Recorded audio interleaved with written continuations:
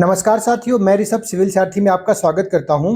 हम UP PCS के लिए करंट अफेयर्स पढ़ रहे थे, जिसमें हमने जनवरी, फरवरी, मार्च, अप्रैल और मई के करंट अफेयर्स पढ़ लिया है। आज हम जून 2025 के करंट अफेयर्स पढ़ने के लिए यहाँ पर उपस्थित हुए हैं। इस मैगजीन को तैयार किया है लक्ष्य पीसीएस ने। इस मैगजीन को प्राप्त करने के लिए आप इस क्यूआर कोड को स्कैन करके इनके टेलीग्राम चैनल पर जुड़ सकते हैं, तथा हमारे टेलीग्राम चैनल पर जुड़ने के लिए टेलीग्राम पर सिविल सारथी, जिसमें डबल आई है, लिखकर सर्च करें। ठीक है, आज हम जून का करंट अफेयर्स पढ़ेंगे, तो बिना किसी बकवास के आइए इसको शुरू करते हैं। जून में हमारे पास पहले राष्ट्रीय घटनाक्रम यानी नेशनल करंट अफेयर्स है। इसमें हमारे पास पहली न्यूज है, एयर इंडिया का बोइंग 787 ड्रीम लाइनर प्लेन जो क्रैश हो गया अहमदाबाद में। कब क्रैश हुआ? 12 जून 2025 को Boeing 787 Dreamliner plane crash हो गया है। कहां पर क्रैश हुआ? तो अहमदाबाद, गुजरात में गिरा है। ये बीजे मेडिकल कॉलेज के हॉस्टल परिसर पर रवाना हो रहा था अहमदाबाद एयरपोर्ट से लंदन के लिए। उड़ान संख्या थी AI-171। इसमें कुल 242 पैसेंजर सवार थे, जिसमें 241 पैसेंजरों की मृत्यु हो गई। उसमें गुजरात के पूर्व मुख्यमंत्री विजय रूपाणी भी शामिल थे। ठीक है, एक ब्रिटिश नागरिक जीवित बच गया था, जिसका नाम है विश्वास कुमार रमेश। विमान निर्माता कंपनी बोइंग कहाँ की है? अमेरिका की। उच्च स्तरीय जांच समिति के अध्यक्ष कौन बने? केंद्रीय गृह सचिव गोविंद मोहन। इसमें आपको जानने योग्य बात क्या है? तो बीजे मेडिकल कॉलेज कहाँ पर स्थित है? तो अहमदाबाद में। उड़ान संख्या क्या थी? AI-171। कुल पैसेंजर 242 सवार थे। ठीक है, सब तो कोई बात नहीं। बोइंग कंपनी ने प्लेन बनाया था। कहाँ कंपनी है? बोइंग अमेरिका की। और जो जांच समिति बनी थी उसके सचिव अध्यक्ष कौन थे? तो केंद्रीय गृह सचिव गोविंद मोहन जी। डीजीसीए एक भारत का वैधानिक निकाय है। ठीक है, कौन सा निकाय है? वैधानिक निकाय। यह नगर विमानन क्षेत्र की सुरक्षा, लाइसेंसिंग और विनियमन के लिए उत्तरदायी है। यह नागर विमानन मंत्रालय के अधीन कार्य करता है। ठीक है, समझ में आ गया। अगली न्यूज है हमारे पास, चिनाब ब्रिज जो है वो विश्व का सबसे ऊंचा रेलवे आर्क ब्रिज है। इसका उद्घाटन हुआ है 6 जून 2025 को पीएम मोदी द्वारा। चिनाब ब्रिज कहाँ पर स्थित है? तो रियासी जिले, जम्मू कश्मीर में। इसकी ऊंचाई 359 मीटर, लंबाई है 1315 मीटर। ठीक है, इस ब्रिज को भूकंपीय और वायुजनित परिस्थितियों का सामना करने के लिए डिजाइन किया गया है। पीएम मोदी द्वारा चिनाब ब्रिज के साथ अंजी ब्रिज का भी उद्घाटन किया गया। ठीक है, तो कौन से ब्रिज का उद्घाटन हुआ? चिनाब ब्रिज, जो विश्व का सबसे ऊंचा क्या कहते हैं, रेलवे आर्क ब्रिज है। और दूसरा कौन सा? अंजी ब्रिज है, जो भारत का पहला केबल आधारित रेल पुल है। दोनों पुल उधमपुर, श्रीनगर, बारामूला रेल रिंग परियोजना का हिस्सा है। पीएम द्वारा कटरा में Shri Mata Vaishno Devi institute of medical excellence की आधारशिला भी रखी गई। यह संस्थान रियासी जिले का पहला मेडिकल कॉलेज होगा। पीएम मोदी द्वारा कटरा और श्रीनगर को जोड़ने वाली वंदे भारत एक्सप्रेस रेलगाड़ी को भी हरी झंडी दिखाकर रवाना किया गया। ठीक है, अगला है, गोवा देश का दूसरा पूर्ण साक्षर राज्य बन गया है। कब? 1 जून 2025 को। कौन से स्कीम के तहत? उल्लास नव भारत साक्षरता कार्यक्रम के तहत। ठीक है, उल्लास नव भारत साक्षरता कार्यक्रम कब प्रारंभ हुआ था? 2022 में। गोवा ने 95% से अधिक साक्षरता मानक को पार कर लिया है।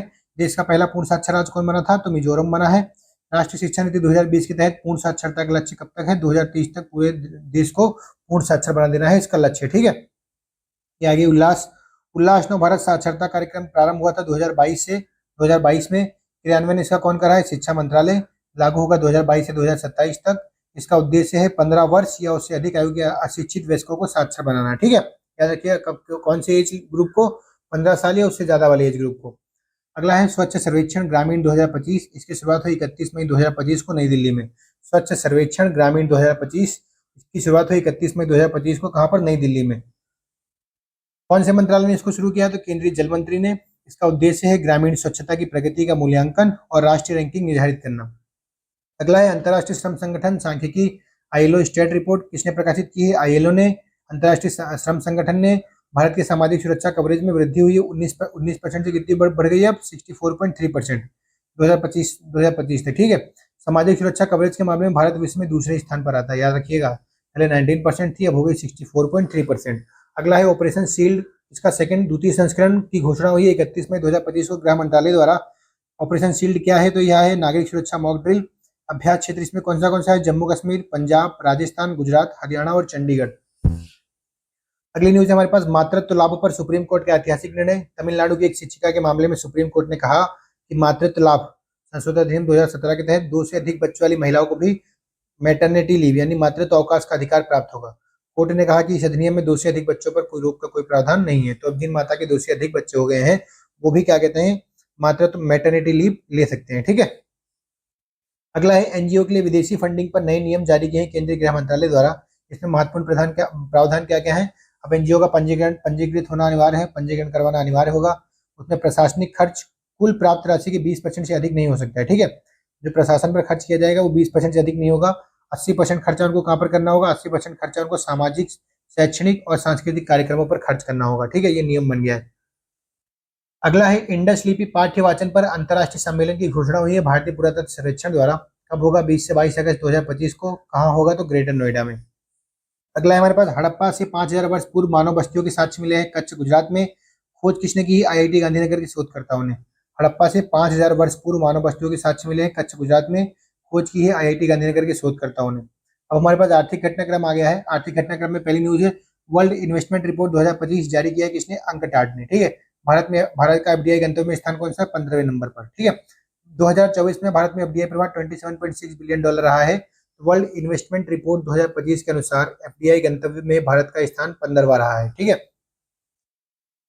अगला है 2026 में जीडीपी का निर्धारण नए आधार वर्ष 2022-23 से होगा। इसकी घोषणा की है सांख्यिकी और कार्यक्रम कार्यान्वयन मंत्रालय द्वारा। ठीक है, तो 2026 से कौन सा आधार वर्ष बन जाएगा जीडीपी का? 2022-23, ये भी याद रखिएगा आप। अभी क्या है? वर्तमान आधार वर्ष 2011-12। नई जीडीपी श्रृंखला जारी होगी कब? 27 फरवरी 2026 से। अगली न्यूज है हमारे पास, नई आधार वर्ष श्रृंखला। अच्छा, जीडीपी के लिए नया आधार वर्ष श्रृंखला 2022-23 है। आईआई के लिए 2022-23 है। कंज्यूमर प्राइस इंडेक्स के लिए क्या है? 2023-24। ठीक है, तो ये आपको याद रखना है। डब्ल्यू सीपीआई के लिए क्या है? 2023-24। जीडीपी के लिए क्या है? 2022-23। ठीक है, ग्लोबल इकोनॉमिक प्रोस्पेक्टस इंडेक्स जारी किया है विश्व बैंक ने।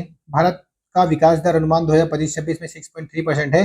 जनवरी 2025 में 6.7% था। ठीक है, तो ग्लोबल इकोनॉमिक प्रोस्पेक्टस रिपोर्ट जो जारी किया है विश्व बैंक ने, उसके हिसाब से भारत का जो विकास दर होगा वो 6.3% होगा, या ऐसा अनुमान लगाया वर्ल्ड बैंक ने। आगे है, भारत में अत्यधिक गरीबी दर में गिरावट के ऐसे आंकड़े जारी किए विश्व बैंक द्वारा। अत्यधिक गरीबी दर 2011 में कितनी थी? 27.1%। अत्यधिक गरीबी दर 2022-23 में कितनी होगी? घट के 5.3%। एसबीआई ने भी ऐसी एक रिपोर्ट जारी की थी जिसमें 4 पॉइंट कुछ परसेंट उन्होंने डेटा दिया हुआ है। ठीक है, तो आपको याद होना चाहिए। अगला है 2011-12 में 65% अत्यधिक गरीबी उत्तर प्रदेश, महाराष्ट्र, बिहार, पश्चिम बंगाल और मध्य प्रदेश में थी, और कम भी सबसे ज्यादा यहीं पर हुई। ठीक है, अभी भी सबसे ज्यादा गरीबी यहीं पर है, लेकिन सबसे ज्यादा कमी भी इन्हीं स्टेट्स ने दिखाई है। इन राज्यों ने पिछले दशक में 2/3 गरीबी घटाने में योगदान दिया है, ये भी आपको पता होना चाहिए। अगला है, रेपो रेट में लगातार तीसरी बार आरबीआई ने कटौती की है 50 बेसिस पॉइंट की। 5 सालों बाद आरबीआई ने कटौती करनी शुरू की है रेपो रेट में। रेपो रेट अब घटकर कितनी होगी? 5.5%। पहले कितनी थी? 6%। ठीक है, एमएसएफ प्लस बैंक रेट कितना हो गया? 5.75%। मार्जिन स्टैंडिंग फैसिलिटी होता है, और बैंक रेट होता है लॉन्ग टर्म के लिए लोन। ठीक है, रेपो रेट क्या होता है? शॉर्ट टर्म के लिए लोन। मुद्रास्फीति अनुमान सीपीआई कितना लगाया गया? 3.7%। पहले था 4%। तो मुद्रास्फीति हमारे पास क्या है? घट रही, हमारे वहाँ पे इन्फ्लेशन क्या हो रहा है? कम हो रहा है। जीडीपी वृद्धि दर 6.5% है। तो जब इन्फ्लेशन कम है तो हम क्या करते हैं? ग्रोथ बढ़ाने पे ध्यान देते हैं। जब ग्रोथ बढ़ेगा तो धीरे धीरे इन्फ्लेशन बढ़ेगा, तो आरबीआई क्या करेगा? फिर से रेपो रेट को बढ़ाने लगेगा। तो ये आपको पता होना चाहिए। मॉनेटरी पॉलिसी कमेटी का गठन हुआ था 27 जून 2016 को। कुल सदस्य इसमें होते हैं 6। इसको हेड करते हैं कौन? आरबीआई के गवर्नर। आरबीआई के गवर्नर इसको हेड करते हैं। साथ में इसके होते हैं डेप्यूटी गवर्नर, एक बैंकिंग कर्मचारी होता है, और 3 लोग कौन होते हैं? 3 इकोनॉमिस्ट होते हैं। कौन इनको कौन करता है? Government of India. ठीक है, एसपीएमई पीसीआई योजना दिशा निर्देश जारी किया है भारत सरकार द्वारा। एसपीएमई पीसीआई योजना, ठीक है, उद्देश्य है इलेक्ट्रॉनिक वाहनों के घरेलू उत्पादन को गति देना। इसका नाम है, पूरा नाम क्या है? Scheme to promote manufacturing of electric passenger car in India. ठीक है, scheme to promote manufacturing of electric passenger car in India. यह योजना अनुमोदित निर्माताओं को प्रतिवर्ष 8,000 इलेक्ट्रॉनिक्स वाहनों के आयात की अनुमति 15% आयात शुल्क पर देगा। ठीक है, अगला है, भारत में शहरी अवसंरचना हेतु 5 वर्षीय योजना की घोषणा की एडीबी अध्यक्ष मसातो कांडा। ठीक है, एडीबी के अध्यक्ष कौन है? मसातो कांडा। निवेश का लक्ष्य है 2025-30 में $10 बिलियन। उद्देश्य है शहरी और संरचना में निजी निवेश आकर्षित करना। ठीक है, शहरी और संरचना में जो जो शहर का इंफ्रास्ट्रक्चर होता है उसमें जो प्राइवेट निवेश है उसको आकर्षित करने का इसका लक्ष्य है। अगला है, वार्षिक रिपोर्ट 2024-25 आरबीआई ने जारी किया है। कुल बैलेंस शीट इसमें यदि देखा जाए तो 76.25 लाख करोड़ है। बैलेंस शीट में वृद्धि 8.2% की हुई है। ठीक है, 8.2% की बैलेंस शीट में वृद्धि हुई है। आरबीआई की बैलेंस शीट उसके वित्तीय वर्ष के अंत में उसकी कुल परिसंपत्तियों और दायित्वों का लेखा जोखा होता है। ठीक है, एक साइड इसमें एसेट लिखा होता है, एक साइड इसमें लायबिलिटीज लिखी होती है। ठीक है, उसको ही क्या बोलते हैं? Balance sheet. रुपए के अंतर्राष्ट्रीयकरण की दिशा में पहल। आरबीआई ने सरकार से मंजूरी मांगी है कि देशी बैंक विदेशी उधारकर्ताओं को रुपए में ऋण दे सके, जिससे भारतीय रुपए का अंतर्राष्ट्रीय व्यापार में उपयोग बढ़ाया जा सके। ठीक है, तो ये हमको पता होना चाहिए। अब हमारे पास अंतर्राष्ट्रीय घटनाक्रम आ जाता है। इंटरनेशनल में हमारे पास पहली न्यूज है, नाटो शिखर सम्मेलन 2025 आयोजित हुआ है 24 से 25 जून 2025 को। कहां पर? द हैग, नीदरलैंड में। ठीक है। रक्षा खर्च का लक्ष्य इसमें जीडीपी का 5%। अगला है नाटो। नाटो की स्थापना हुई थी 1949 में। क्या है? यह तो एक सैन्य संगठन है। इसका मुख्यालय ब्रुसेल्स, बेल्जियम में है। नवीनतम सदस्य इसका बना है स्वीडन, 32 नंबर का। ठीक है। नाटो की स्थापना 1949 में हुई थी। नाटो एक प्रकार का सैन्य संगठन है। नाटो का फुल फॉर्म है नॉर्थ अटलांटिक ट्रीटी ऑर्गेनाइजेशन। इसका मुख्यालय ब्रुसेल्स, बेल्जियम में है। नवीनतम सदस्य इसका स्वीडन बना है। नाटो शिखर सम्मेलन कहाँ पर आयोजित हुआ? द हैग, नीदरलैंड में। याद रखिए कहाँ? द हैग, नीदरलैंड में। अमेरिका का ईरान के 3 परमाणु ठिकानों पर हमला हुआ है। कब? 22 जून 2025 को। ऑपरेशन का नाम रखा गया मिडनाइट हैमर। कहां पर? फोर्डो, नतांज और इस्फहान। ठीक है। फोर्डो कहां पर है? ईरान में है। नतांज कहां पर है? ईरान में है। इस्फहान कहां पर है? ईरान में है। ठीक है। 22 जून 2025 को अमेरिका ने इन तीनों जगहों पर हमला किया। उसका नाम रखा मिडनाइट हैमर। प्रयोग किया गया बंकर बस्टर बम तथा B2 स्टील्थ बॉम्बर का। तो B2 का नाम बहुत अभी चला था चर्चा में, तो आपको पता होना चाहिए B2 स्टील्थ बॉम्बर।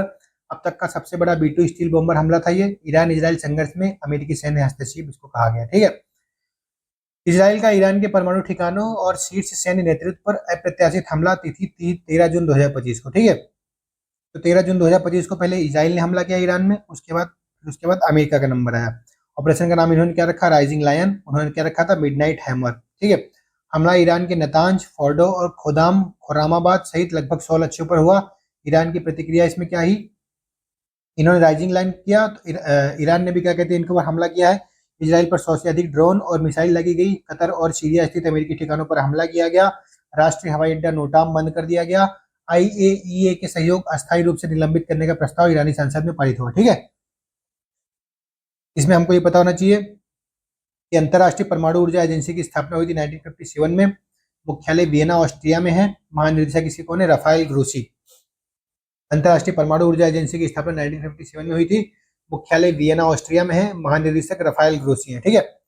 अगला है ऑपरेशन सिंधु। शुरू हुआ 20 जून 2025 को। भारत सरकार द्वारा ईरान और इजराइल के बीच बढ़ते संघर्ष के कारण अपने नागरिकों को सुरक्षित निकासी हेतु ऑपरेशन सिंधु शुरू किया गया। सिंधु से ईरान से भी नागरिक निकाले गए और इजराइल से भी क्या कहते हैं नागरिक निकाले गए। अन्य महत्वपूर्ण ऑपरेशन यदि देखे जाए तो अन्य महत्वपूर्ण ऑपरेशन में पहला है वंदे भारत मिशन। कोविड-19 वैश्विक प्रत्यावर्तन के लिए 2020 में शुरू हुआ। ऑपरेशन देवी शक्ति, अफगानिस्तान में शासन परिवर्तन के लिए। ऑपरेशन गंगा, रूस यूक्रेन संघर्ष के दौरान।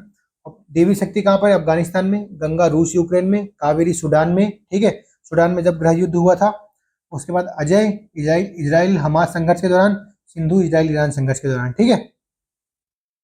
अगला है सिपरी रिपोर्ट 2025। भारत के परमाणु हथियारों की संख्या जनवरी 2025 में 180 हो गई है। जनवरी 2024 में 172 थी। ठीक है। तो हमने 8 नए परमाणु हथियार और हमारे वहां पर बढ़ा लिए हैं। सिपरी रिपोर्ट के अनुसार भारत में परमाणु हथियारों की संख्या कितनी हो गई? जनवरी 2025 में 180। पाकिस्तान में कितनी हो गई? 170, है ना। अन्य देशों की स्थिति यदि देखा जाए तो अमेरिका के पास 5177 है। रूस के पास 5459 है। चाइना के पास 600 है। Stockholm international peace research institute यानी सिपरी की स्थापना हुई थी 1966 में स्टॉकहोम, स्वीडन में। ठीक है। स्वतंत्र अंतर्राष्ट्रीय शोध संस्थान है सिपरी, ये आपको पता होना चाहिए। अगला है हमारे पास प्रधानमंत्री मोदी की साइप्रस यात्रा संपन्न हुई 15 जून 2025 को। साइप्रस गए थे मोदी जी। साइप्रस पिछले 20 वर्षों में किसी भारतीय प्रधानमंत्री की पहली यात्रा थी साइप्रस में। पीएम मोदी को साइप्रस के सर्वोच्च नागरिक सम्मान grand cross of the order of the Makarios 3 से सम्मानित किया गया। ठीक है। Grand cross of the order of Makarios 3 कहाँ का सर्वोच्च नागरिक सम्मान है? साइप्रस का। इससे मोदी जी को सम्मानित किया गया। साइप्रस की राजधानी क्या है? निकोसिया। ठीक है। अगला है AI प्रमोशन एक्ट लागू हुआ है जापान द्वारा। उद्देश्य है देश को वैश्विक AI नेतृत्व में अग्रणी बनाना। ठीक है। AI प्रमोशन एक्ट किसने लागू किया है? जापान ने। उद्देश्य है देश को वैश्विक AI नेतृत्व में अग्रणी बनाना। यह वह प्रक्रिया है जिसमें असाध्य और असहनीय बीमारी में अगला है असिस्टेड डाइंग यानी सहायता प्राप्त मृत्यु बिल पारित किया है फ्रांस की नेशनल असेंबली द्वारा। असिस्टेड डाइंग यानी सहायता प्राप्त मृत्यु बिल किसने पारित किया है? फ्रांस की नेशनल असेंबली ने। उद्देश्य है असहनीय और लाइलाज बीमारी से पीड़ित वयस्कों को असिस्टेड डाइंग चुनने की अनुमति देना। ठीक है। असिस्टेड डाइंग क्या होता है? यह वह प्रक्रिया है जिसमें असाध्य और असहनीय बीमारी से पीड़ित व्यक्तियों को डॉक्टर की निगरानी में अपनी इच्छा से मृत्यु चुनने की कानूनी अनुमति प्रदान होती है। ठीक है। कुछ लोग ऐसे हैं जिनको बहुत बुरी बीमारी है, को भी ठीक नहीं हो सकते हैं, इलाज में बहुत ज्यादा खर्चा लग रहा है और पीड़ा भी उतनी ज्यादा है, वेदना उतनी ज्यादा है, तो उससे अच्छा मृत्यु है, तो उनको उनकी इच्छा से मृत्यु चुनने की अनुमति प्राप्त करेगा। ठीक है। कौन सा देश बन गया ऐसा करने वाला? फ्रांस। अगला है आसियान जीसीसी शिखर सम्मेलन, आयोजित हुआ है कोलालमपुर मलेशिया में। आसियान जीसीसी शिखर सम्मेलन कहाँ पर आयोजित हुआ है? कोलालमपुर मलेशिया में। इसमें शामिल हुए आसियान के 10 सदस्य देश, जीसीसी के 6 सदस्य देश और चीन के प्रधानमंत्री ले Kiang. Association of south east Asian, ASEAN दक्षिण पूर्व एशिया के 10 देशों का संगठन है। सदस्य देश में कौन है? Brunei, Cambodia, Indonesia, Laos, Malaysia, Myanmar, Philippines, Singapore, Thailand और वियतनाम। लाओस एक लैंडलॉक कंट्री, आपको पता होना चाहिए, ठीक है। मलेशिया और सिंगापुर कहाँ पर है? मलय पेनिनसुला पर, ये भी आपको पता होना चाहिए, ठीक है। ये सब साउथ ईस्ट कंट्रीज हैं। गल्फ कॉपरेशन काउंसिल, पश्चिम एशिया के 6 तेल समृद्ध देशों का समूह है। गल्फ कॉपरेशन काउंसिल क्या है? पश्चिम एशिया के 6 तेल समृद्ध देशों का समूह है। सदस्य देश कौन है? Bahrain, Kuwait, Oman, Qatar, Saudi Arabia, संयुक्त अरब अमीरात, ठीक है, यूएई। सऊदी अरेबिया क्या है? अरब पेनिनसुला क्या है? सबसे बड़ा पेनिनसुला है दुनिया का, ठीक है। बहरीन पर्ल ऑफ क्या कहते हैं? पर्शियन ओशियन कहा जाता है इसको। और इसमें कुछ बताने जैसा तो अभी है नहीं। कुवैत ओमान सबको पता ही, कटर वगैरह। गोल्ड कार्ड वीजा कार्यक्रम की घोषणा हुई अमेरिकी राष्ट्रपति डोनाल्ड ट्रंप द्वारा। उद्देश्य है अमीर विदेशी नागरिकों को भारी निवेश के बदले स्थायी निवास और नागरिकता प्रदान करना, ठीक है। गोल्ड कार्ड वीजा, आवेदक को $5 मिलियन लगभग 41.5 करोड़ रुपए का अमेरिका में निवेश करना होगा। उसको क्या होगा? स्थायी निवास और नागरिकता प्रदान कर दी जाएगी, ठीक है। अगर आपके पास 42 करोड़ रुपए है तो आप अमेरिका का वीजा लेके वहां पे नागरिकता प्राप्त कर सकते हैं। तो हमारे पास साइंस एंड टेक की न्यूज आती है। साइंस एंड टेक में पहली न्यूज है भारत जेन, भारत का स्वदेशी मल्टी मॉडल एआई है। भारत जेन क्या है? स्वदेशी मल्टी मॉडल एआई है। इसकी घोषणा हुई थी 3 जून 2025 को भारत जेन समिट में, ठीक है। तो भारत, अगर आपसे पूछ ले कि भारत जेन क्या किससे संबंधित है, तो स्वदेशी मल्टी मॉडल क्या है? एआई, है ना। तो ये आपको पता होना चाहिए। देश का पहला स्वदेशी लार्ज लैंग्वेज मॉडल एआई, ठीक है। इसमें क्या कितनी भाषाएं हैं? ये कहीं पूछा गया सवाल है अभी। भारत जेन में कितनी? 22 भाषाएं हैं। 22 भाषाओं में टेक्स्ट, स्पीच और इमेज प्रोसेसिंग को एकीकृत करता है, जिस तकनीक का अधिक समावेशी बनाती है, ठीक है। इसको किसने 2 जून 2025 को इसका शुभारंभ किया? किसने? डॉक्टर जितेंद्र सिंह ने। कब? 3 जून 2025। इसे national mission on interdisciplinary cyber physical system IIT Bombay में टेक्नोलॉजी इनोवेशन और इंटरनेट ऑफ थिंग के लिए टीआईएस फाउंडेशन द्वारा कार्यान्वित किया गया है। तो ये आपको पता होना चाहिए, ठीक है। अगला एक्सियम 4 मिशन, इसको प्रक्षेपित किया गया था 25 जून 2025 को। कहाँ से किया गया था? फ्लोरिडा स्थित कैनेडियन अंतरिक्ष केंद्र से। फ्लोरिडा स्थित कैनेडियन अंतरिक्ष केंद्र से। प्रक्षेपण यान कौन सा था इसमें? फाल्कन 9 रॉकेट द्वारा। आईएसएस के डॉक 26 आईएसएस से डॉक कब हुआ था? 26 जून 2025 में। मतलब आईएसएस से जाके कब लग गया था? इंटरनेशनल स्पेस स्टेशन से कब लगा था? 26 जून 2025 को। क्या है? तो अंतर्राष्ट्रीय अंतरिक्ष स्टेशन के लिए चौथी निजी अंतरिक्ष यात्री मिशन है। यह मिशन इसरो और नासा के बीच सहयोग का प्रतीक है, ठीक है। तो इसरो और नासा के बीच सहयोग का प्रतीक कौन सा? Axiom 4 mission. इसमें 4 अंतरिक्ष यात्री गए थे। वाणिज्यिक मिशन का नेतृत्व किसने किया था? पैगी विल्सन अमेरिका के। मिशन पायलट थे शुभांशु शुक्ला जो कि भारत से थे। मिशन विशेषज्ञ थे टिबोर कपू हंगरी से थे। और स्लावोज उजनास्की विस्की कहाँ के थे? पोलैंड के, ठीक है।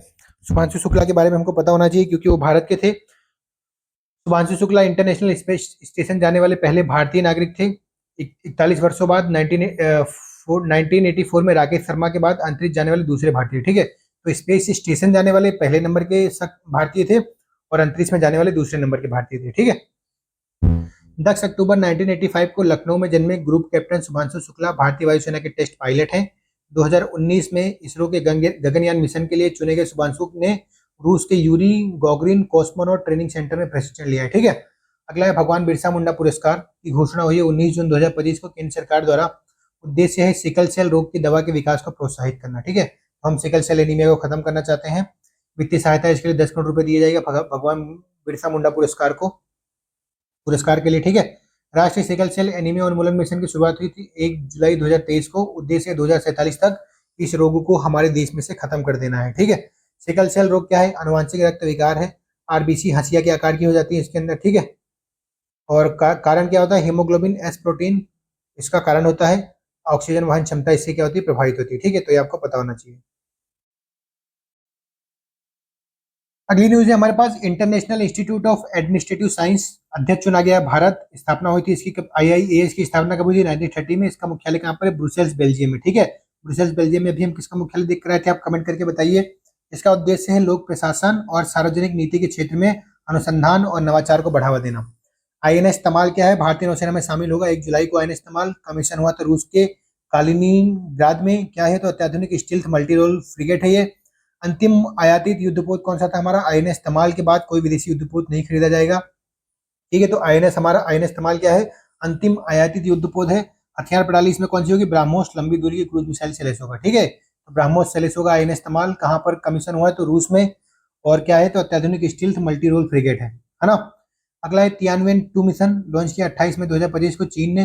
प्रक्षेपण यान लॉन्ग मार्च 3B रॉकेट चीन का पहला निकट युद्ध क्षुद्रग्रह सर्वेक्षण और सैंपल वापसी मिशन है ये। मिशन की अवधि कितनी है? लगभग 10 साल। ठीक है, तो ये आपको पता होना चाहिए। अगला है पूर्वी अफ्रीकी देशों का कालाजार उन्मूलन हेतु समझौता। जिनेवा में आयोजित 78वीं विश्व स्वास्थ्य सभा के दौरान हस्ताक्षर किया किसने? चाड ने, जिबूती ने, इथोपिया ने, सोमालिया ने, दक्षिणी सूडान ने और सूडान ने। ठीक है, चाड, जिबूती, इथोपिया, सोमालिया, दक्षिणी सूडान और सूडान ने पूर्वी अफ्रीकी देशों को कालाजार उन्मूलन, कालाजार क्या कहते हैं वहां पे खत्म करना है। ठीक है, अगला है इन्वायरमेंट से रिलेटेड न्यूज। वैश्विक सूखा आउटलुक रिपोर्ट 2025 जारी की है। आर्थिक सहयोग और विकास संगठन ने विश्व की 40% भूमि का सूखे की आवृत्ति और तीव्रता लगातार बढ़ रही है। विश्व की 40% भूमि पर 2035 तक सूखे से होने वाले आर्थिक नुकसान में न्यूनतम 35% वृद्धि का अनुमान है। अगला है पवन ऊर्जा के उत्पादन संबंधी आंकड़े में शीर्ष स्थान किसका है? कर्नाटक में। ठीक है, पवन ऊर्जा के उत्पादन में कर्नाटक सबसे शीर्ष स्थान पर आ गया है। कर्नाटक में उत्पादन में वृद्धि कितनी हुई? 22.13%। भारत विश्व में पवन ऊर्जा में चौथे स्थान पर आता है।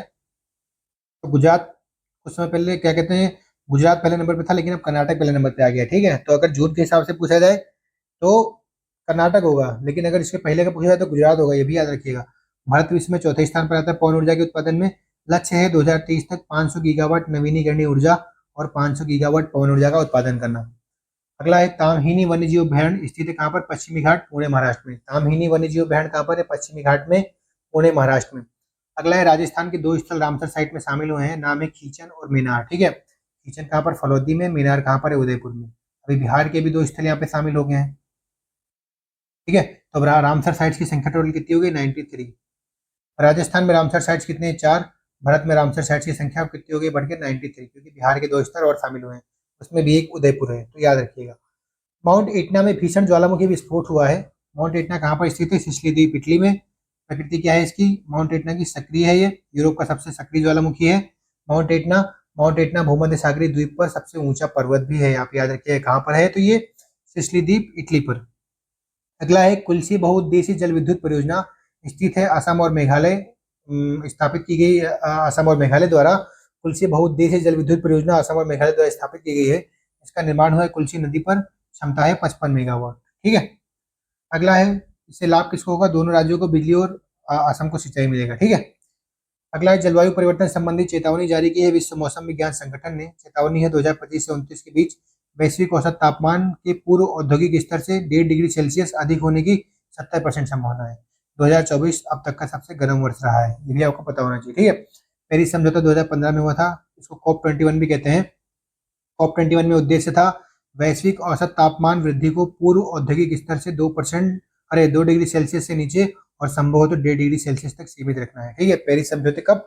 COP21 में डिसीजन लिया गया था कि जो वैश्विक औसत तापमान है उसको 1.5 डिग्री सेल्सियस तक अगर संभव हो तो सीमित रखें, वरना 2 डिग्री सेल्सियस से तो कम ही रखें COP21। ठीक है, गुफा निवासी मछली की नई प्रजाति की खोज हुई है। खोज की है किसने? क्रेम मावजिम्बुइन गुफा में। कहाँ पर है? मौसीनराम, मेघालय में। इसका नाम क्या है? सिस्तुरा डेंसिक्लावा। ठीक है, मौसीनराम, मेघालय में क्या हुआ है? गुफा निवासी मछली की नई प्रजाति की खोज हुई।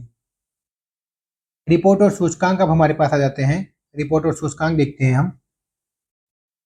पहला है 10वां सतत विकास रिपोर्ट SDR 2025 जारी किया है संयुक्त राष्ट्र सतत विकास समाधान नेटवर्क न्यूयॉर्क ने। पहली बार भारत टॉप 100 में आया है।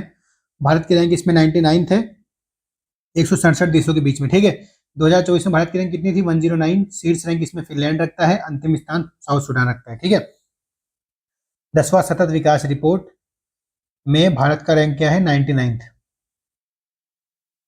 आगे है हमारे पास पड़ोसी देशों की स्थिति है, जो हमारे एग्जाम के लिए इंपॉर्टेंट नहीं है। अगला है वैश्विक ऊर्जा संक्रमण सूचकांक 2025 जारी किया है विश्व आर्थिक मंच ने, वर्ल्ड इकोनॉमिक फोरम ने। इसमें भारत की रैंक 71 है 118 देशों में। 2024 में भारत की रैंक कितनी थी? 63।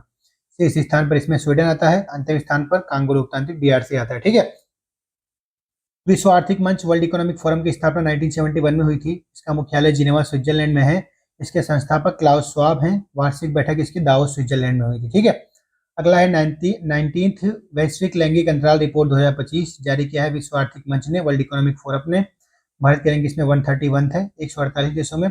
2024 में भारत का रैंक इसमें 129 था। शीर्ष रैंक इसमें आइसलैंड, फिनलैंड और नॉर्वे का आता है। अंतिम स्थान इसमें पाकिस्तान का है। यदि पड़ोसी देशों की स्थिति देखी जाए तो बांग्लादेश 24th रैंक पर आता है, नेपाल 125, श्रीलंका 130। ठीक है। प्रकाशन इसका कब से प्रारंभ हुआ था? 2006 से। अगला है ग्लोबल लिवेबिलिटी इंडेक्स 2025 जारी किया द इकोनॉमिस्ट इंटेलिजेंस यूनिट ने। रहने योग्य उत्तम शहरों की सूची में शीर्ष स्थान पर कोपेनहेगन आता है, डेनमार्क। और भारत के शहरों में स्थिति यदि देखी जाए तो नई दिल्ली 120 रैंक पे आता है, मुंबई 121 रैंक पर। सबसे कम रहने योग्य शहर कौन सा? दमिश्क, जो कि कहाँ पर है? सीरिया में। ठीक है। अगला देखा जाए तो इकोनॉमिक इंटेलिजेंस यूनिट की स्थापना 1946 में हुई थी। इसका मुख्यालय लंदन है, लंदन यूनाइटेड किंगडम। प्रमुख प्रकाशन यदि देखा जाए तो democracy index, cost of living index. अगला है परफॉर्मेंस ग्रेडिंग इंडेक्स 2.2 2025 जारी किया है केंद्रीय शिक्षा मंत्रालय द्वारा 2022-23 और 2023-24 के लिए संयुक्त रूप में। उद्देश्य है राज्यों एवं केंद्र शासित प्रदेशों में स्कूली शिक्षा प्रणाली के प्रदर्शन का आकलन करना। प्रारंभ होता 2017-18 में। शीर्ष चार स्थान पर कोई नहीं आता है। शीर्ष प्रदर्शन इसमें क्या था? चंडीगढ़ प्रतिष्ठा 1 ग्रेड हासिल करने वाला एकमात्र केंद्र शासित प्रदेश है चंडीगढ़, है ना। नियमित प्रदर्शन इसमें क्या है? मेघालय ने आकांक्षी 3 ग्रेड में। योजना और कार्यक्रम यदि देखा जाए तो नव्या योजना कहाँ पर प्रारंभ हुई? उत्तर प्रदेश के सोनभद्र में। उद्देश्य एवं पात्रता क्या है? 16 से 18 वर्ष की किशोरियों को कक्षा 10 की न्यूनतम योग्यता के साथ व्यावसायिक प्रशिक्षण प्रदान करना। ठीक है। नव्या योजना किससे संबंधित है? तो कक्षा 10 की न्यूनतम योग्यता वाली जितनी किशोरियां हैं उनको व्यावसायिक प्रशिक्षण प्रदान करना, 16 से 18 वर्ष की। ठीक है। कहाँ पर शुरू हुई? सोनभद्र, उत्तर प्रदेश में। संयुक्त पहले महिला एवं बाल विकास मंत्रालय और कौशल विकास एवं उद्यमिता मंत्रालय की। लागू होगा देश के 27 जिलों में। ठीक है। देश के 27 जिलों में नव्या योजना लागू होगी। फास्टैग वार्षिक पास योजना 2025 का शुभारंभ हुआ है सड़क एवं परिवहन मंत्री नितिन गडकरी द्वारा। लागू होगा 15 अगस्त 2025 से लागू हो चुका है ये। इसका उद्देश्य है राष्ट्रीय राजमार्गों पर टोल भुगतान को सरल और यात्रा को सुविधाजनक बनाना। पास की लागत कितनी है? 3,000 रुपये एक मुश्त देना होगा वार्षिक भुगतान के रूप में। इसमें आप 200 एक साल तक या तो अधिक से अधिक 200 ट्रिप आप क्या करते हैं, यात्राएं जो है पहले पूरी हो जाए, इसके अंतर्गत आ जाएगा। फास्टैग क्या होता है? तो फास्टैग एक इलेक्ट्रॉनिक टोल संग्रह प्रणाली है। इसका प्रबंधन करता है एनपीसीआई, भारतीय राष्ट्रीय भुगतान निगम और भारतीय राष्ट्रीय राजमार्ग प्राधिकरण, एनएचएआई। ठीक है। लॉन्च हुआ था 2014 में। 1 जनवरी 2021 से इसको अनिवार्य बना दिया गया था। यह एक रेडियो फ्रिक्वेंसी आइडेंटिफिकेशन तकनीक पर आधारित स्टिकर होता है जिसे वहां के वाहन के फ्रंट विंड स्क्रीन पर चिपकाया जाता है और उसी से आपका पेमेंट कट हो जाता है। आपने देखा होगा। थल्लिकी वंदनम योजना 2025 का प्रारंभ हुआ है आंध्र प्रदेश के मुख्यमंत्री द्वारा। ठीक है। अब उसमें 1 से 12वीं तक पढ़ने वाले बच्चों की माताओं को प्रतिवर्ष 15,000 रुपये वित्तीय सहायता प्रदान की जाएगी। ठीक है। फ्री बाईस योजना, फ्रीबीस। कुसुम सी योजना 11 जून 2025 को कर्नाटक के मुख्यमंत्री ने लॉन्च की है। ठीक है। उप योजना है किसकी? प्रधानमंत्री किसान ऊर्जा सुरक्षा और उत्थान महाअभियान की। तो आपको पता होना चाहिए। तो उसमें हमको पीएम कुसुम योजना पता होना चाहिए। पीएम कुसुम योजना की शुरुआत हुई थी 19 फरवरी 2019 को। नोडल मंत्रालय है नवीन और नवीकरणीय ऊर्जा मंत्रालय। उद्देश्य है किसानों को सौर ऊर्जा आधारित सिंचाई विकल्प प्रदान करना। आगे है राजीव गांधी वन संवर्धन योजना 2025 और हरित एडोप्शन योजना। इसका शुभारंभ हुआ हिमाचल प्रदेश के मुख्यमंत्री सुखविंदर सिंह सुक्खू द्वारा। राजीव गांधी वन संवर्धन योजना का उद्देश्य बंजारा और क्षतिग्रस्त वन क्षेत्र में फलदार पौधों का रोपण कर हरित आवरण को बढ़ाना। ठीक है। हरित एडोप्शन योजना, इस योजना के तहत निजी उत्तम कंपनियों और गैर सरकारी संगठन बंजारा वन भूमि को गोद लेकर पौधारोपण करेंगे। कॉर्पोरेट सामाजिक उत्तरदायित्व उद्देश्य है कंपनियों द्वारा समाज से लिए गए संसाधनों के बदले सामाजिक कार्यों का योगदान देना। यह कंपनी अधिनियम 2013 की धारा 135 के तहत अनिवार्य है। भारत सीएसआर को कानूनी रूप से अनिवार्य करने वाला विश्व का पहला देश है। कंपनियों को पिछले 3 वर्षों के औसत शुद्ध लाभ का 2% सीएसआर कार्यों पर खर्च करना अनिवार्य होगा। ठीक है। ट्रस्टीशिप योजना किसकी है? तो गांधी जी की है। कहाँ पर लॉन्च की थी उन्होंने? साउथ अफ्रीका में।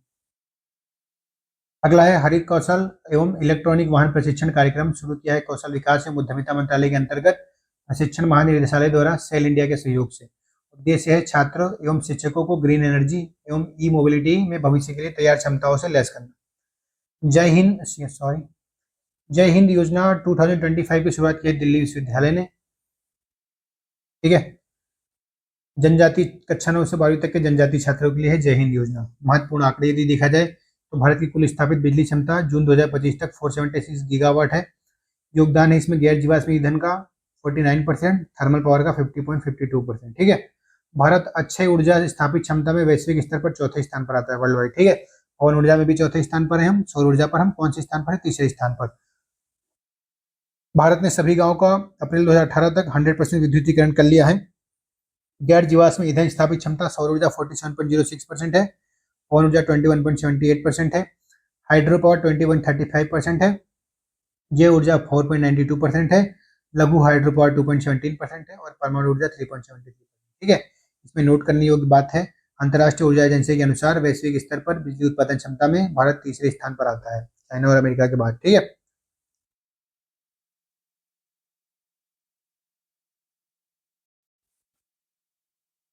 ड्रैगन फ्रूट उत्पादक देशों में सबसे पहले नंबर पे आता है वियतनाम, फिर आता है चीन, फिर आता है इंडोनेशिया। ठीक है।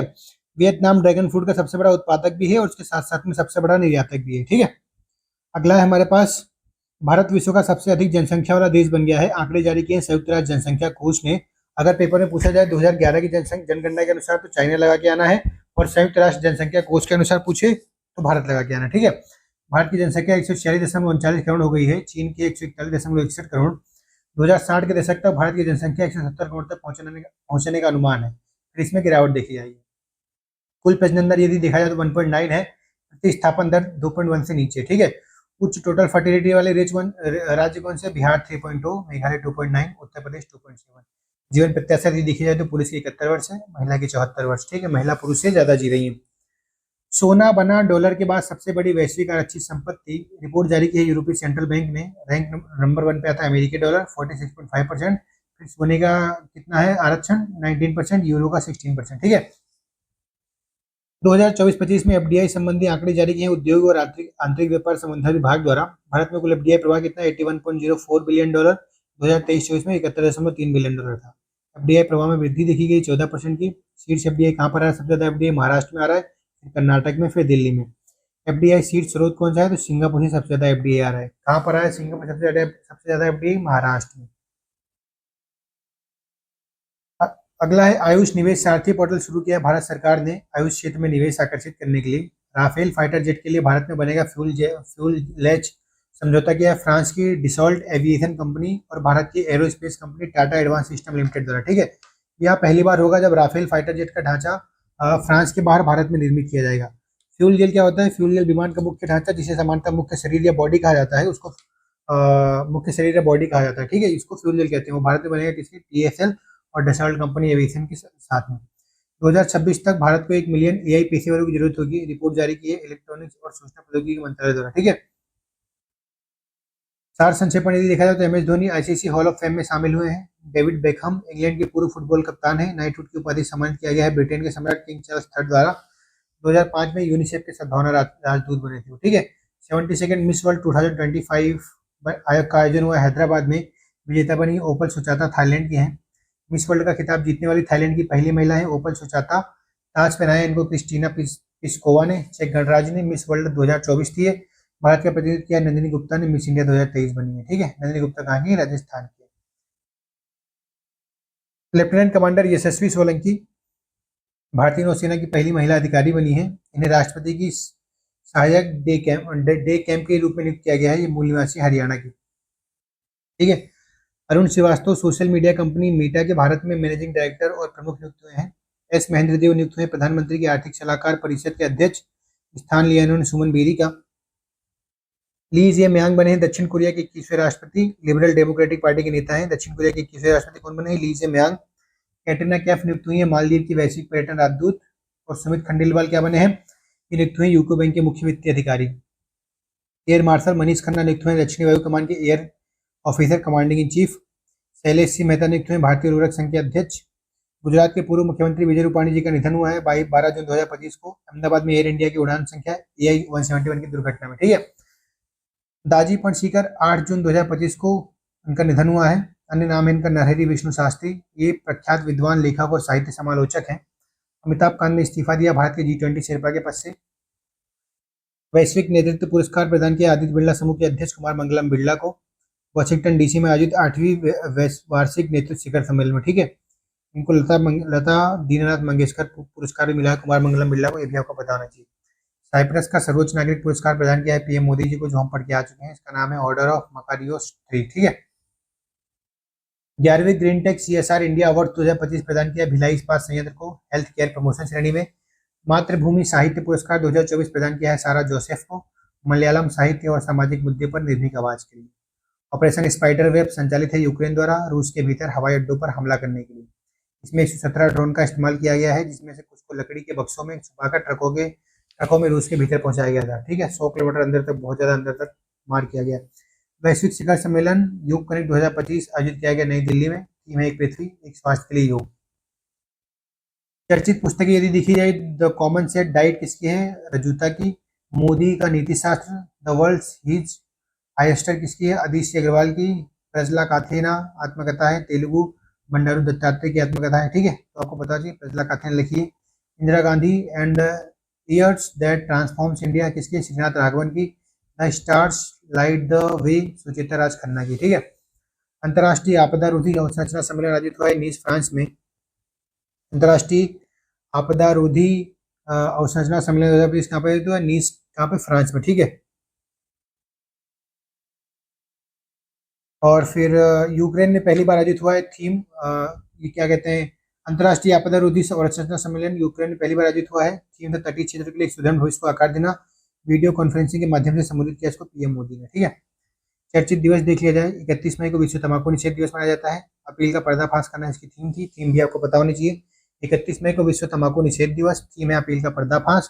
5 जून को विश्व पर्यावरण दिवस, थीम है प्लास्टिक प्रदूषण को खत्म करना। 7 जून को विश्व खाद्य सुरक्षा दिवस, थीम है food safety science and action. 8 जून को विश्व महासागर दिवस, थीम है सतत मत्स्य पालन का अर्थ है अधिक। 12 जून को विश्व बाल श्रम निषेध दिवस। 13 जून को अंतर्राष्ट्रीय एल्बिनिज्म जागरूकता दिवस। 14 जून को विश्व रक्तदाता दिवस, थीम है रक्त दो उम्मीद दो, साथ मिलकर हम जिंदगी बचा सकते हैं, है ना। 20 जून को विश्व शरणार्थी दिवस, शरणार्थियों के लिए एकजुटता, शरणार्थियों के साथ एकजुटता। 21 जून को है अंतर्राष्ट्रीय योग दिवस, एक पृथ्वी एक स्वास्थ्य के लिए योग। 23 जून को अंतर्राष्ट्रीय ओलंपिक दिवस, थीम है लेट्स मूव आइए चले। 29 जून को राष्ट्रीय सांख्यिकी दिवस, थीम है निर्णय लेने के लिए डाटा का उपयोग, बरोबर। अगला है प्रिंसेस ऑफ ऑस्ट्रेलियम पुरस्कार 2025 सम्मानित किया गया सेरेना विलियम्स को, अमेरिका की टेनिस खिलाड़ी हैं। उन्होंने 23 ग्रैंड स्लैम सहित 73 करियर एकल खिताब जीते हैं। फिर हमारे पास आ जाते हैं राज्यवार घटनाक्रम।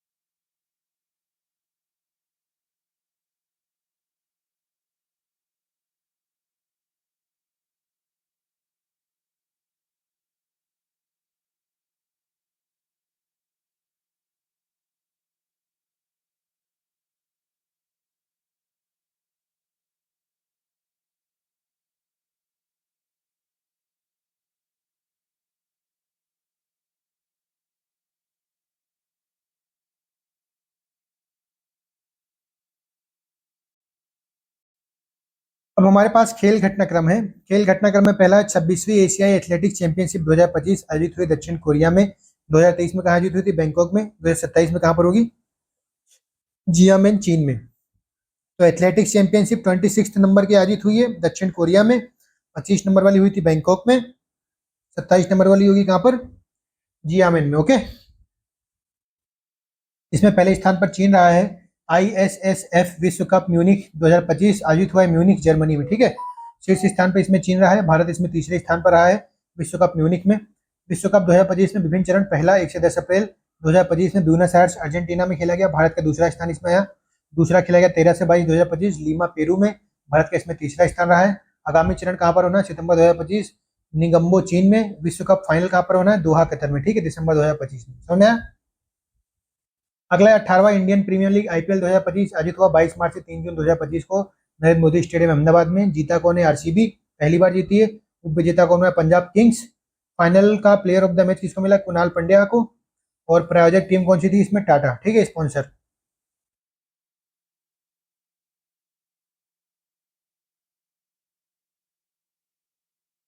ऑरेंज कप मिला साई सुदर्शन को। पर्पल कप मिला प्रसिद्ध कृष्णा को। Emerging player of the season मिला किसको? साई सुदर्शन को। मोस्ट वैल्यूबल प्लेयर कौन है? सूर्य कुमार यादव। IPL से संबंधित बात पूछता है, प्रारंभ हुआ था 2008 में। ठीक है, पहली विजेता कौन थी इसमें? RR Rajasthan Royals. आयोजित संस्था कौन सी थी? BCI। सबसे सफल टीम मुंबई 5 बार जीती है, चेन्नई भी 5 बार जीती। ठीक है, 2024 का विजेता कौन है? Kolkata Knight Riders. Ulaanbaatar open कुश्ती 2025 आयोजित हुई उलान बटार, मंगोलिया में। पहले स्थान पर इसे मंगोलिया रहा है, दूसरे स्थान पर भारत। अगला है grand slam tournament lawn tennis 2025, French open tennis 2025 आयोजित हुआ पेरिस में। कार्लोस अल्काजार लगातार दूसरी बार फ्रेंच ओपन खिताब जीते हैं। ठीक है, कौन जीता फ्रेंच ओपन? Carlos Alcaraz. ठीक है, फ्रेंच ओपन कौन जीता है? Carlos Alcaraz.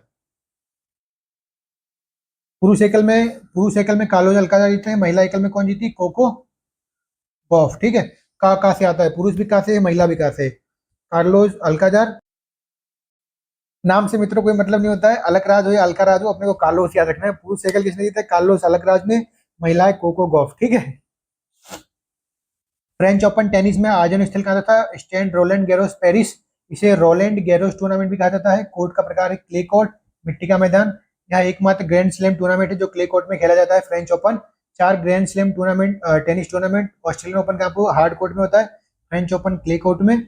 विम्बल्डन घास के मैदान में। US ओपन कहाँ पे होता है? हार्ड कोर्ट में। ठीक है, तो ऑस्ट्रेलिया और US कहाँ पे होता है? से दोनों नाम शुरू होते हैं, तो हार्ड कोर्ट में। ठीक है, फ्रेंच में क्ले कोर्ट में, विम्बल्डन में घास के मैदान में। ठीक है, फ्रेंच के पेरिस में ब्यूटी प्रोडक्ट मिलता है ना, तो मुल्तानी मिट्टी का एक प्रकार की ब्यूटी प्रोडक्ट है। तो मुल्तानी क्ले, तो फ्रेंच ओपन में क्ले कोर्ट। ठीक है, विंबलडन में घास के मैदान। वन लाइनर संक्षिप्त के लिए देखा जाए तो सूचना प्रसारण मंत्रालय द्वारा माई गवर्नमेंट के सहयोग से बदलता भारत मेरा अनुभव नामक एक राष्ट्रव्यापी अभियान शुरू किया गया। ठीक है, बदलता भारत मेरा अनुभव। राष्ट्रपति द्रौपदी मुर्मू द्वारा उत्तराखंड के देहरादून में राष्ट्रपति तपोवन और राष्ट्रपति निकेतन का उद्घाटन किया गया। राष्ट्रपति तपोवन और राष्ट्रपति निकेतन का उद्घाटन किया गया। UPSC द्वारा प्रतिभा सेतु पोर्टल लॉन्च किया गया। तो प्रतिभा सेतु पोर्टल किसके द्वारा लॉन्च किया गया है? UPSC द्वारा, जिसका उद्देश्य उन छात्रों को नौकरी दिलाना है जो UPSC इंटरव्यू क्लियर नहीं कर पाए हैं। ठीक, गूगल ने एशिया प्रशांत क्षेत्र में अपना पहला Google safety engineering centre Hyderabad Telangana में लॉन्च किया है। हरियाणा के मानेसर में भारत का पहला automobile Gati Shakti multi modal cargo terminal का उद्घाटन किया गया है। ठीक है, बहुत बहुत इंपॉर्टेंट है। हरियाणा के कहाँ पर? मानेसर में। मतलब ट्रेन चलेगी, ये गाड़ी या ट्रेन में लद के फिर बाहर निकलेंगे। ठीक है, तो उसको बोलते क्या? Automobile Gati Shakti multi modal cargo terminal. Garuda aerospace द्वारा अपनी तरह का पहला कृषि ड्रोन स्वदेशीकरण केंद्र चेन्नई में स्थापित किया गया। गरुड़ एरो स्पेस कहाँ पर है? चेन्नई में। प्रधानमंत्री मोदी बाल्कन यूरोपीय देश क्रोशिया। ठीक है, इटली के इस तरफ कौन से देश है? सब बाल्कन कंट्रीज है ना। प्रधानमंत्री मोदी बाल्कन यूरोपीय देश क्रोशिया की यात्रा करने वाले पहले भारतीय प्रधानमंत्री बन गए हैं। क्रोशिया के राष्ट्रपति कौन है? जाग्रेब। महाराष्ट्र के पुणे में भारत का पहला अंतर्राष्ट्रीय कृषि हैकाथॉन आयोजित किया गया। भारत के लोकपाल द्वारा अपनाया गया नया आदर्श वाक्य क्या है? नागरिक सशक्तिकरण, भ्रष्टाचार उजागरीकरण। भारतीय डाक ने DG पिन यूनिट 10 अंकीय अल्फा न्यूमेरिक कोड नामक नवीन पहल की शुरुआत की है, जिससे पारंपरिक पिन कोड पर निर्भरता कम होगी। ठीक है, तो भारतीय डाक ने पहले पिन कोड लिखना पड़ता था ना, अब उसमें उसकी जगह पे क्या, उसकी जगह कौन ले लेगा? जैसे मेरा पिन कोड है 229401, तो उसकी जगह पे एक नया DG पिन ले लेगा। ठीक है, पुडुचेरी विधानसभा द्वारा राष्ट्रीय ई विधान एप्लीकेशन नेवा का उद्घाटन किया गया। ठीक है, नेवा कहाँ का है, तो पुडुचेरी का है। भारतीय कॉर्पोरेट कार्य संस्थान ने पूर्वोत्तर भारत में अपना पहला क्षेत्रीय परिसर मेघालय में स्थापित किया है। समझ में आया? अगला है, ईरान की संसद ने परमाणु स्थलों पर अमेरिकी हमले के बाद हॉर्मुज जलडमरू मध्य को बंद करने का प्रस्ताव किया। ठीक है, हॉर्मुज जलडमरू मध्य किसको कहाँ पे अलग करती है? ये पर्शियन गल्फ है। पर्शियन गल्फ से बाहर निकलने के लिए किसका उपयोग किया जाता है? हॉर्मुज जलडमरू मध्य का। ठीक है, इसके ऊपर किसका अधिकार है? ईरान का अधिकार है।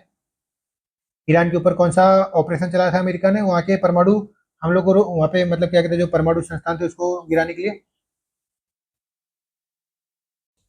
ऑपरेशन मिडनाइट हैमर शुरू किया गया था। ठीक है, operation midnight hammer rising line किसके द्वारा शुरू किया गया था? इजराइल के द्वारा ईरान के ऊपर हमला करने के लिए। ठीक है, संयुक्त राष्ट्र महासभा द्वारा 2026 को अंतर्राष्ट्रीय महिला किसान वर्ष घोषित किया गया है। संयुक्त राष्ट्र महासभा द्वारा 4 दिसंबर को एक तरफा बलपूर्वक उपायों के खिलाफ अंतर्राष्ट्रीय दिवस के रूप में घोषित किया गया। ठीक है, केनिया केनिया की राजधानी नायरोबी, जो क्या है वहाँ का हिल स्टेशन है, कहाँ पर आता है ये बताइए? ठीक है, इक्वेटर के पास आता है नायरोबी में। अंतर्राष्ट्रीय धार्मिक स्वतंत्रता शिखर सम्मेलन 2025 आयोजित किया गया। ये किसी न किसी पेपर में पूछा गया सवाल है अभी हाल फिलहाल में। 15 से 17 जून 2025 तक कनाना स्किस यानी अल्बर्टा कनाडा में 51वां G7 शिखर सम्मेलन आयोजित किया गया। ठीक है, मोदी जी पहुंचे थे यहाँ पे। जून 2025 में ब्रिक्स का 10वां साझेदार देश कौन बन गया? वियतनाम, है ना। ब्रिक्स में 10वां साझेदार देश कौन बन गया है? वियतनाम। ब्रिक्स का सदस्य इंडोनेशिया भी बन चुका है। और कौन बन चुका है? यू नहीं, सऊदी अरेबिया। ठीक है, अर्जेंटीना ने विश्व का ब्रिक्स के सदस्य बनने से मना कर दिया है। 5 देश Bahrain, Colombia, DRC, Latvia, Liberia को संयुक्त राष्ट्र सुरक्षा परिषद के गैर स्थायी सदस्य के रूप में चुना गया। पता होना चाहिए। बहरीन, जिसको पर्ल ऑफ पर्शियन ओशियन भी कहते हैं, कोलंबिया, डीआरसी, लातविया और लाइबेरिया। ठीक है, रूस द्वारा द्विपक्षीय समझौते के तहत ईरान में कुल 8 परमाणु ऊर्जा संयंत्र स्थापित किया जाएगा। ठीक है, भारत को वर्ष 2026 से 28 कार्यकाल के लिए संयुक्त राष्ट्र आर्थिक और सामाजिक परिषद ईसीओ एसओसी का सदस्य चुना गया। ठीक है, मुंबई में 54 तेंदुओं को पीछे छोड़ते हुए भारत की तेंदुआ राजधानी कौन बन गया? बेंगलुरु। 85 तेंदुए हो गए। ठीक है, तो भारत की अब तेंदुआ राजधानी कौन है? बेंगलुरु। जून के पहले पूछा जाए मई में कौन थी, तो मुंबई। ठीक है, मैंगो मैन के नाम से प्रसिद्ध उत्तर प्रदेश के कलीमुल्लाह खान ने रक्षा मंत्री के नाम पर नई आम की किस्म का नाम रखा है राजनाथ आम। ठीक है, मैंगो मैन, उत्तर प्रदेश के मैंगो मैन का नाम क्या है? कलीमुल्लाह खान। मध्य प्रदेश सरकार ने पंचमढ़ी वन्यजीव अभयारण्य का नाम बदलकर 1857 के स्वतंत्रता संग्राम के नेता राजा भभूत सिंह के नाम पर रख दिया। ठीक है, यूनेस्को और विश्व मौसम विज्ञान संगठन के सहयोग से कजाकिस्तान के दुशांबे में पहले संयुक्त राष्ट्र अंतर्राष्ट्रीय ग्लेशियर संरक्षण सम्मेलन का आयोजित किया गया। ठीक है, ये यूएनएफसीसी ने क्या किया है? ग्लेशियर ईयर मतलब 2025 को ग्लेशियर ईयर घोषित किया है। नेपाल का याला ग्लेशियर क्या है? पिघल चुका है, 100 डेड घोषित किया जा चुका है। ठीक है, भारतीय नौसेना का पहला anti submarine warfare shallow watercraft INS Arnala Visakhapatnam में कमीशन किया गया। ठीक है, हैदराबाद स्थित startup tech me to space द्वारा भारत का पहला एआई संचालित थिंकिंग डाटा कंप्यूटर उपग्रह को लॉन्च किया गया, है ना। स्टार्टअप कौन सा है? Tech me to space. इसने क्या है? भारत का पहला एआई संचालित थिंकिंग डाटा कंप्यूटर उपग्रह, है ना, पता होना चाहिए। राजस्थान के पोखरण, जहाँ पे क्या हुआ था? हमारा परमाणु परीक्षण हुआ था। पोखरण में भारतीय नौसेना ने स्वदेशी रूप से विकसित vertical take off and landing drone Rudraksh का सफल परीक्षण किया। ठीक है, अग्निकुल कॉस्मोस द्वारा भारत के पहले इलेक्ट्रिक मोटर से चलने वाले सेमी क्रायोजेनिक इंजन का सफलतापूर्वक परीक्षण किया गया है। शेरे कश्मीर कृषि विज्ञान एवं प्रौद्योगिकी विश्वविद्यालय श्रीनगर में भारत की पहली जीन संपादित भेड़ विकसित की गई। कहां पर? शेरे कश्मीर कृषि विज्ञान एवं प्रौद्योगिकी विश्वविद्यालय श्रीनगर में पहली जीन संपादित भेड़, है ना। असम के गुवाहाटी में स्थित कामाख्या मंदिर में अंबुबाची मेला का आयोजन किया गया। तो अंबुबाची मेला कहाँ पे लगता है हमको ये पता होना चाहिए। आ से अंबुबाची, आ से असम। ठीक है, कामाख्या मंदिर कहाँ पर है? असम में। जीआई टैग प्राप्त करने वाला ओजोफेनी, काजू से बनने वाली पारंपरिक शराब है ओजोफेनी होती है, जो गोवा में मिलती है, का संबंध गोवा से है। ठीक है, जम्मू और कश्मीर में डोगरी फूड फेस्टिवल का आयोजन किया गया है। इंडिया पोस्ट पेमेंट बैंक को डिजिटल भुगतान पुरस्कार 2024-25 में सम्मानित किया गया है। ठीक है, इसको इंडिया पोस्ट पेमेंट बैंक को। पोस्ट पेमेंट बैंक क्या होते हैं? ये बस खाली पेमेंट मतलब जो होता है उसको स्वीकार, मतलब टाइम, एक 2 प्रकार की जमाएं होती हैं। एक क्या होती है? समय जमा। एक होती है क्या होता है? मांग जमा। डिमांड डिपॉजिट, एक टाइम डिपॉजिट। ठीक है, तो डिमांड डिपॉजिट क्या होती है कि अभी मैंने जमा कर दिया, मेरी मर्जी होगी मैं 10 मिनट बाद जाके ले लूंगा। टाइम डिपॉजिट क्या होती है? FD, RD, ये सब क्या होता है? एक प्रकार का टाइम डिपॉजिट होता है। तो जो पेमेंट बैक होते हैं बस खाली पेमेंट स्वीकार करते हैं, मतलब डिमांड डिपॉजिट, जो मैं लूंगा और जब मेरी मर्जी होगी 10 मिनट बाद चाहूंगा तो निकाल लूंगा। ये लोग लोन नहीं दे सकते हैं, ना एफडी कर सकते हैं, ना आरडी कर सकते हैं। समझा? महिला एवं बाल विकास मंत्रालय द्वारा जेंडर बजटिंग नॉलेज हब नामक पोर्टल का शुभारंभ किया गया। ठीक है। श्रीलंका की डीएफसीसी ई सेड एनएससी इंटरनेशनल एक्सचेंज पर ग्रीन बॉन्ड सूचीबद्ध करने वाली पहली विदेशी इकाई बनी है। ये भी आपको पता होना चाहिए कि जो post Indian post payment bank है, ये हब एंड स्पोक मॉडल पे काम करता है। कौन से मॉडल पे? Hub and spoke. जो साइकिल का हब एंड स्पोक होता है ना, बीच में एक हब होता है, इससे स्पोक निकला होता है, पूरे टायर को घुमाता है, तो इसका हब कौन है? डाकिया।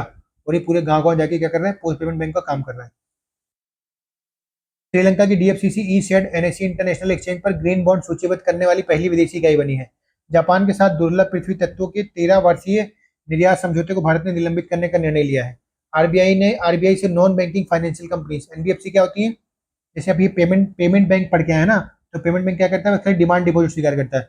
वैसे नॉन बैंकिंग बैंक का काम क्या होता है? बैंक का काम होता है जमा लेना, है ना, डिमांड लेना, और क्या कहते हैं? लोन देना। ठीक है। जमा स्वीकार करेगी और ऋण देगी। तो नॉन बैंकिंग मतलब ये जमा नहीं स्वीकार करेगी, ये बस खाली फाइनेंस करेगी, मतलब ऋण देगी। ठीक है। नॉन बैंकिंग फाइनेंशियल कंपनी का लाइसेंस प्राप्त करने वाली भारत की पहली ई कॉमर्स कंपनी कौन बन गई? फ्लिपकार्ट, है ना।